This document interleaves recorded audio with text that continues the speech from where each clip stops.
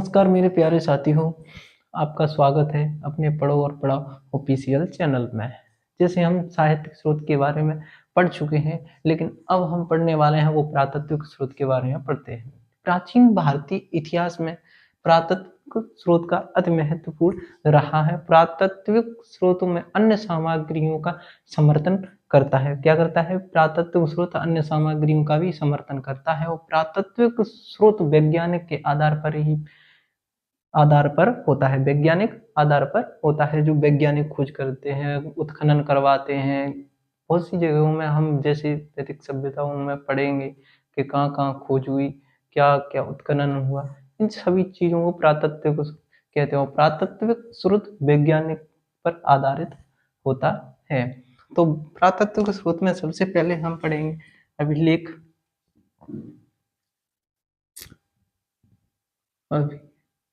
अभिलेख अभिलेख क्या है?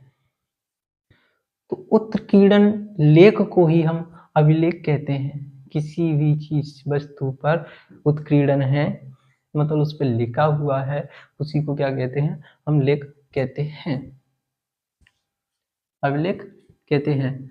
अभिलेख वैसे तो बहुत हैं, कौन कौन से हैं वो? स्तंभीय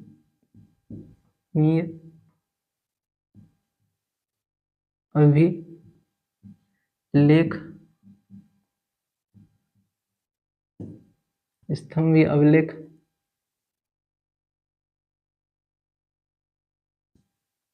गुहा अभिलेख,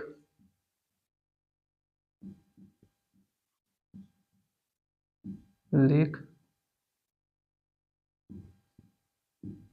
शिला अभिलेख,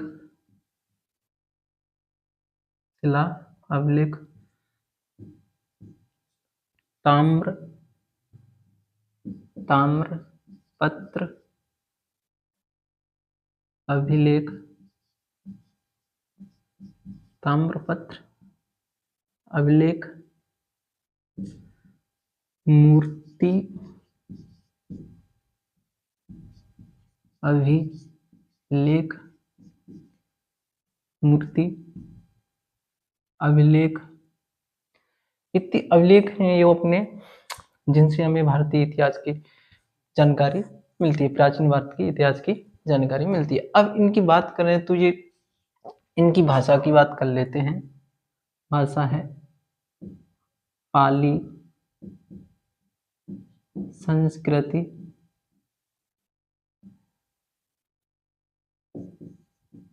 पाली, संस्कृत,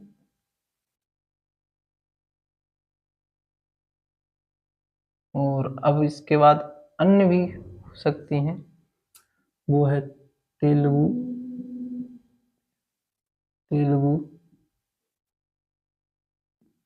तमिल,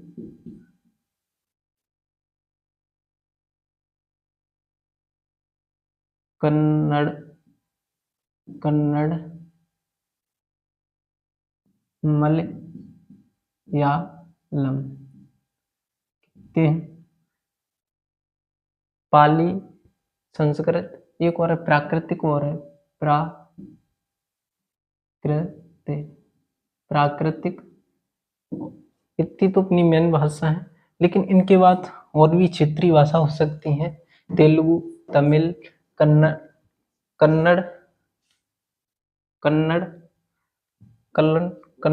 मलयालम। ठीक, ये अपनी यह भाषा है। अब ये अभिलेख को लिखा गया है, कौन सी भाषा में लिखा गया है? अभिलेख लिखा गया है ब्राह्मी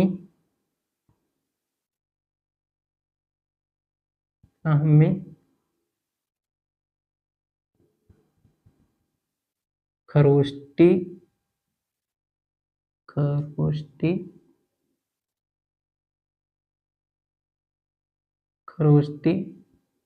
लिपि, ब्राह्मी खरोष्टी लिपि में लिखा गया है।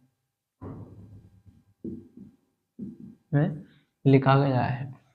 ठीक, अब उसके बाद बात करते हैं हम दूसरे पे है मुद्रा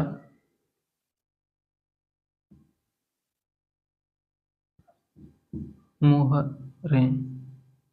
मुद्रा और मोहरें, तो मुद्रा पहले प्राचीनतम भारत में मुद्रा इतिहास की जानकारी महत्वपूर्ण देते हैं हमको, किसी राजा के शासन काल की जानकारी देते हैं, उसके राजनीतिक कामों की जानकारी देते हैं, धार्मिक कामों की जानकारी देती हैं मुद्राएं। मुद्राएं राजाओं ने पहले अपने शासन काल में विनिमय के लिए चलाया।